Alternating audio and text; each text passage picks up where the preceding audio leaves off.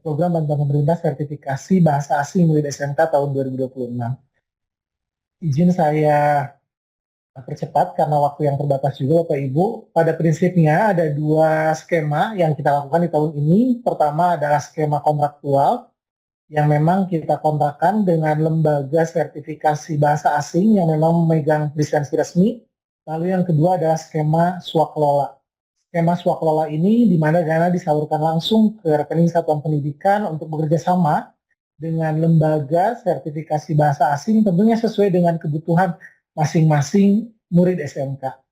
Pemanfaatan dana bantuan ini bisa digunakan dari mulai untuk pendaftaran dan uji sertifikasi, harapannya sampai kemudian penerbitan dan distribusi sertifikat atau sertifikat diterima oleh murid penerima manfaat. Bapak Ibu yang kami hormati, sebagaimana tadi di awal disampaikan oleh Direktur SMK bahwa bantuan pemerintah sertifikasi bahasa asing murid SMK ini hadir menjawab tantangan dan kebutuhan seiring perjalanan waktu dan perkembangan teknologi serta tuntutan dari dunia industri. Di mana berdasarkan data animo murid SMK terhadap sertifikasi bahasa asing, sejumlah sertifikasi dibutuhkan oleh murid SMK dari mulai sertifikasi bahasa Inggris, bahasa Jepang, bahasa Korea, bahasa Arab, bahasa Mandarin, bahasa Prancis, bahasa Jerman, termasuk juga bahasa asing lainnya. Bapak Ibu yang kami hormati, ada sejumlah testimoni nyata dari sejumlah lulusan yang menyatakan bahwa dengan adanya sertifikasi bahasa asing menjadi nilai tambah bagi mereka untuk kemudian bisa diterima dalam dunia kerja dan diterima serta diakui oleh industri, bukan hanya industri nasional saja, tetapi juga industri internasional atau global. Untuk tahun ini, sertifikasi bahasa asing murid SMK yang merupakan bantuan pemerintah yang digulirkan oleh Direktur SMK menyasar sekitar 100.000 murid SMK dengan total bantuan 75 miliar rupiah. Ada dua kriteria yang perlu menjadi perhatian. Yang pertama adalah kriteria untuk murid SMK, di mana kami memprioritaskan kelas tingkat akhir, dalam hal ini kelas 12 untuk SMK 3 tahun, dan kelas 13 untuk SMK 4 tahun. Selain tentunya, murid SMK ini harus dipastikan memiliki NISN dan aktif terdaftar di Dapodik Satuan Pendidikan. Selain harapannya juga, murid yang diajukan ini merupakan mereka yang lulus seleksi internal atau berdasarkan hasil pemantauan bakat oleh satuan pendidikan masing-masing, serta tentunya penting mereka juga mengikuti mata pelajaran atau ekstrakurikuler bahasa yang memang dipilih. Selanjutnya, ada ketentuan kriteria sekolah menengah kejuruan yang mengajukan bantuan, yaitu pertama terdaftar aktif di Dapodik, selain tentunya memiliki mata pelajaran baik wajib maupun pilihan, serta ekstrakurikuler bahasa asing. Termasuk harapan dari kami tentunya memiliki guru atau pengampu maupun pembina ekstrakurikuler bahasa asing tersebut. Tentunya juga kriteria sekolah yang tidak kalah penting adalah melakukan pemetaan awal, sehingga murid yang diajukan dalam bantuan pemerintah ini sudah dipastikan murid-murid yang eligible, sehingga secara peluang kelulusan mereka dipastikan lulus dan kompeten saat mengikuti uji sertifikasi bahasa asing murid SMK. Tentunya yang tidak kalah penting dan merupakan syarat mutlak adalah SMK tidak boleh memiliki tunggakan di takola pada bantuan-bantuan di tahun sebelumnya. Bapak Ibu yang kami hormati, berikut adalah timeline atau lini masa serta alur pelaksanaan program bantuan pemerintah sertifikasi bahasa asing murid SMK tahun 2026 dari mulai sosialisasi yang kita lakukan hari ini sampai dengan pelaporan akhir di takola di akhir tahun 2020. Dan yang perlu kami tegaskan kembali dari pihak Direktorat SMK bahwa hanya ada satu pintu masuk, satu saluran, yaitu melalui aplikasi takola. Sehingga bantuan sertifikasi bahasa asing untuk tahun ini, baik bahasa Inggris maupun bahasa asing lainnya, seluruh proses pengajuan proposal, seleksi administrasi sampai dengan pelaporan akhir dilakukan secara digital melalui aplikasi takola. Sehingga tidak ada berkas yang dikirimkan secara fisik ke Jakarta, Bapak Ibu. Ada 9 lampiran prasyarat administrasi takola yang perlu dipenuhi oleh sekolah.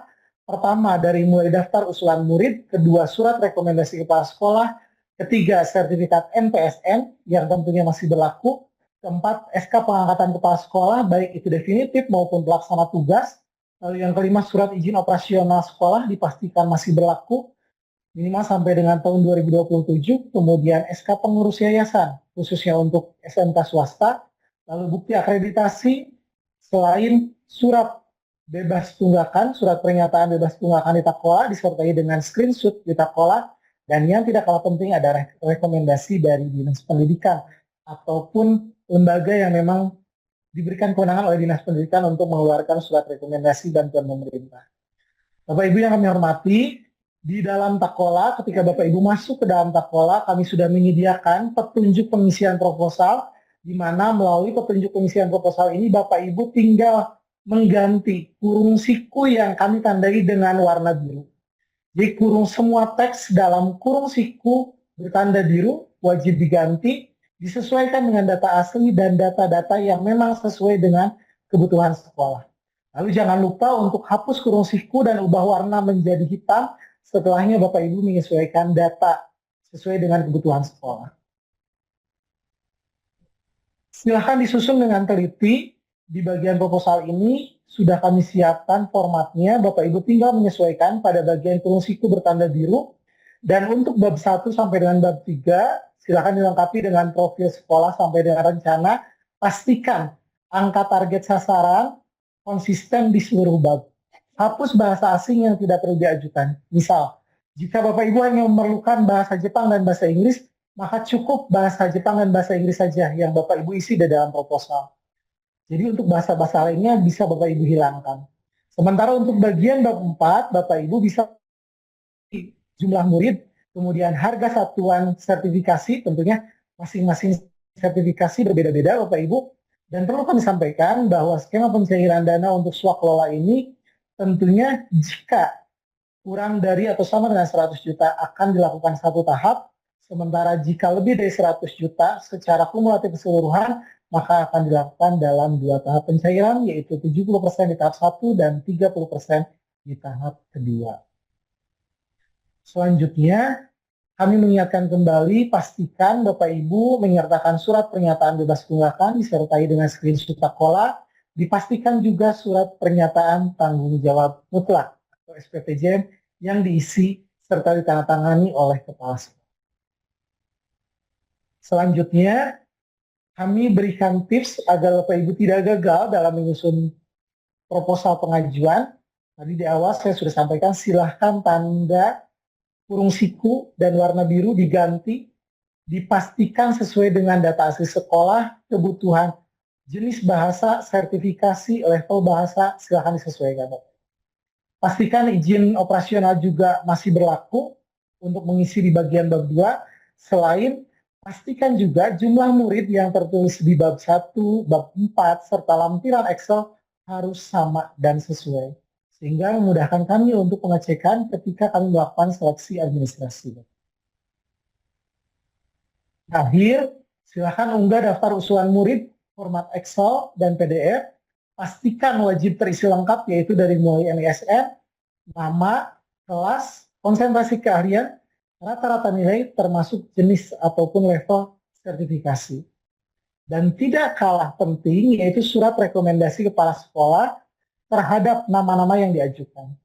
Kami berharap kepala sekolah memastikan nama-nama yang diajukan adalah mereka yang memang eligible dan secara peluang mampu lolos dalam uji sertifikasi kompeten, uji sertifikasi bahasa asing murid SMK.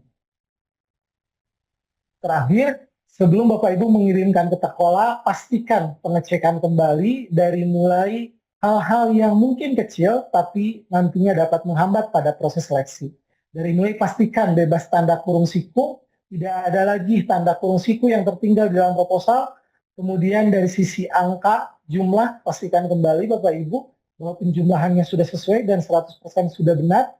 Selain konsistensi data, dalam hal ini di bab 1, kemudian rencana penggunaan dana, surat rekomendasi, dan Excel yang nantinya akan diupload ke Takola, Bapak Ibu. Pastikan juga kualitas Pinday atau scan tidak buram, sehingga terbaca dengan jelas. Selain, terakhir, tidak kalah penting yaitu ukuran file. Ukuran file dalam bentuk PDF maupun Excel dipastikan kembali tidak melebihi batas maksimal di dalam Takola. Intinya, di akhir kami berharap Bapak Ibu dapat memfasilitasi kawan SMK, dalam hal ini murid SMK, untuk bisa mendapatkan akses dalam hal ini sertifikasi bahasa asing murid SMK yang sudah disediakan seluas-luasnya secara gratis oleh pemerintah melalui Direktorat SMK. Jangan lupa pastikan kembali, kesempatan ini tidak disia-siakan oleh Bapak Ibu, dalam hal ini SMK, untuk memberikan kesempatan yang sama untuk semua murid di seluruh Indonesia. Demikian yang dapat saya sampaikan. Saya tutup dengan Wassalamualaikum warahmatullahi wabarakatuh.